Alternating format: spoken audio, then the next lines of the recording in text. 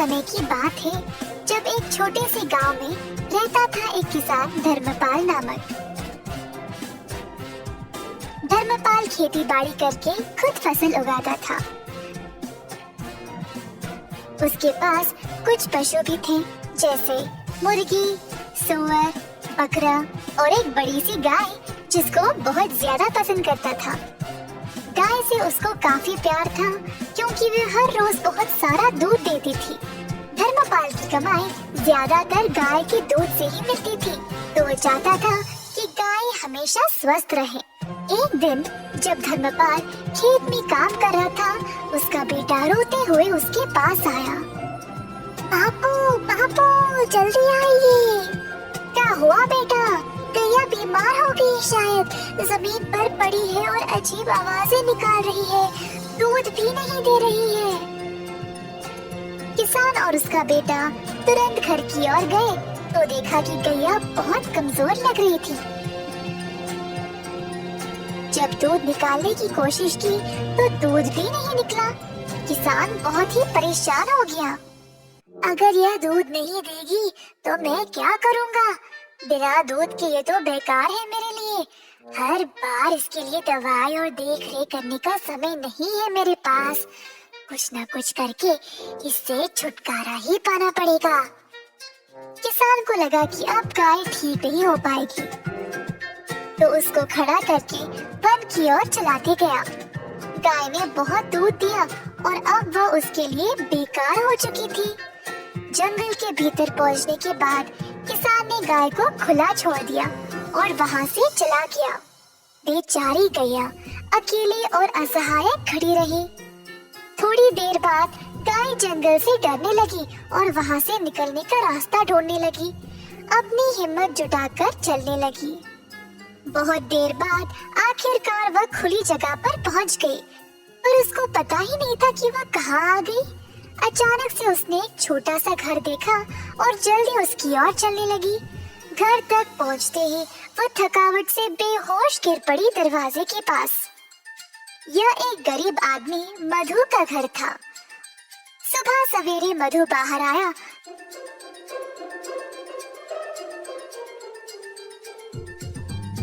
तो उसने गैया को अपने दरवाजे पर देखा। गैया बहुत बीमार लग रही थी और मधु को उसकी यह हालत देखकर बहुत दुख हुआ। उसने अपनी पत्नी को बुलाया मदद के लिए।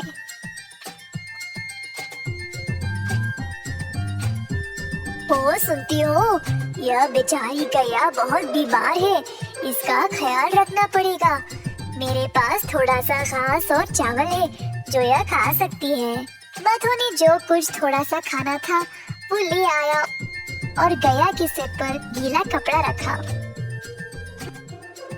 मधु और उसकी पत्नी ने बहुत दिनों तक गैया का ख्याल रखा और धीरे धीरे गैया की हालत बेहतर होने लगी। जल्द गाय अपने आप चलने लगी। मधु गैया से बातें करता था, रोज उसको खिलाते हुए। गैया को भी मधु से बहुत लगाव हो गया। एक दिन जब मधु घर के बाहर सफाई कर रहा था,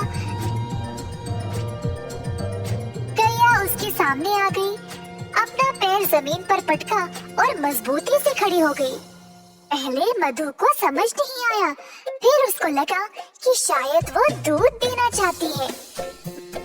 मधु ने एक मटका लाया और गाय से दूध निकालने लगा। इतना सारा दूध देकर मधु खुशी से झूम उठा। जल्दी वह अपनी पत्नी को दिखाया। देखो क्या हुआ आज, गौ माता ने दूध दिया है। हम इसको बेचकर अच्छा पैसा कमा सकते हैं।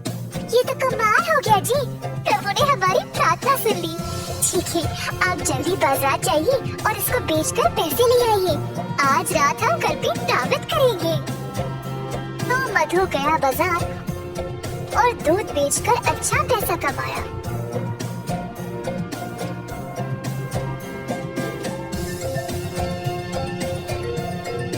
उसने भगवान को धन्यवाद किया उसको गैया देने के लिए।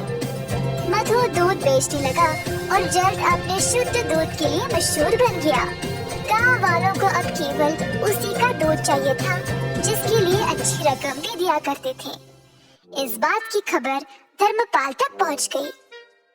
मेरी गैया को चुराने की हिम्मत कैसे हुई इसकी, और अब वह अच्छे पैसे कमा रहा है। मैं अभी जाकर उसको वापस लूंगा, वो तो मेरी गाय है। धर्मपाल गया मधु के घर। मैंने सुना मेरी गैया तुम्हारे पास है और तुम उसका दूध बेच रहे हो। ये तुम्हारी नहीं है, दे दो मुझे वापस।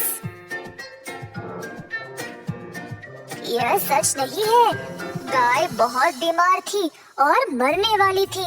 तुमने इसका ख्याल नहीं रखा और मैंने इसको ठीक किया है, तो यह मेरी है। तुम गाय को वापस नहीं ले सकते। मैं चुपचाप नहीं बैठने वाला, ग्राम प्रधान के पास जाकर उनसे बात करूंगा। अब वही फैसला करेंगे। तो दोनों आदमी ग्राम प्रधान के पास जाकर अपनी समस्या सुनाई। तो यह है तुम लोगों की समस्या। यह तो बहुत आसान है, मैं हल कर दूंगा, चिंता न करो। धर्मपाल को लगा अब वह जीत ही गया।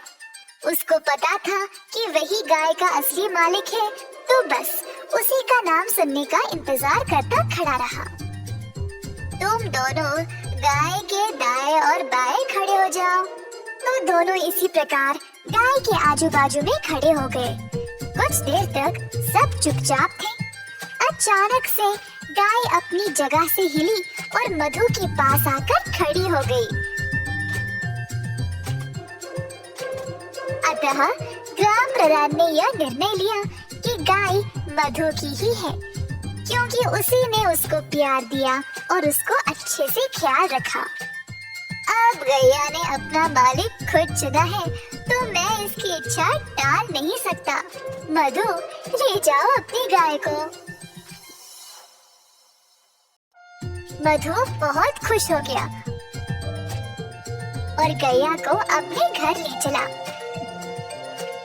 धर्मपाल निराश होकर पछताने लगा कि उसने गैया को पहले जाने ही क्यों दिया था।